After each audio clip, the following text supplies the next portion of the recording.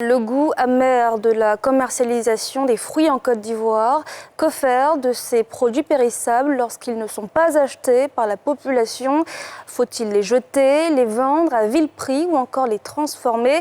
Autant de questions que se posent les commerçants. Nadjaïja, Tanguy Kona. Marché Carena au Plateau. Sur ce marché, Makoko est l'une des plus anciennes. Cette activité, elle la tient de sa mère. Moi, avec des fruits, je suis née dedans. C'est ma maman qui vendait des fruits, mes soeurs, avec moi-même. On ne se plaint pas. Les clients, ceux qui viennent acheter avec nous, pour partir revendre, et tous sont là matin bonheur. Bien qu'elle soit a priori rentable, la vente de fruits peut laisser un goût amer. Et tout ça va commencer à sortir. Où on est aujourd'hui, les restaurants, les hôtels, tout ça là, ça ne marche pas, il n'y a pas de clients. Et là-bas, il y a des clients.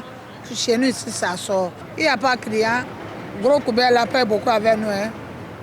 On met beaucoup dans la poubelle. Ça se gâte. C'est quelque chose qu'on ne peut pas garder longtemps. C'est aussi l'avis de cette autre commerçante au marché de fruits aux Deux Plateaux Vallon.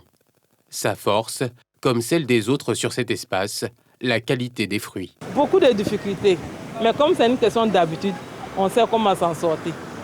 Souvent là, quand on prend, quand ce n'est pas la bonne qualité, ou bien la pluie a déjà tapé, ça se conserve. Ça gâte beaucoup. On ne peut pas prendre en gros. On est obligé d'aller prendre en détail. Chaque jour un peu, chaque jour un peu. Des efforts qui n'éliminent pas en totalité les pertes. Les produits à maturité sont rétribués aux femmes qui se chargent du nettoyage des fruits. Elles les revendent à leur tour à des prix plus réduits. Les fruits qui sont là, tout ce qui est touché chez eux, ils enlèvent et nous donnent. Nous aussi, on trie ce qu'on peut aller revendre. À les gens comme nous-mêmes, on s'en va se débrouiller avec ça. Ça aussi, c'est notre salaire. On n'a pas autre salaire que ça. Au moins, on peut vendre à un autre prix, un peu 1 à 100 francs comme ça.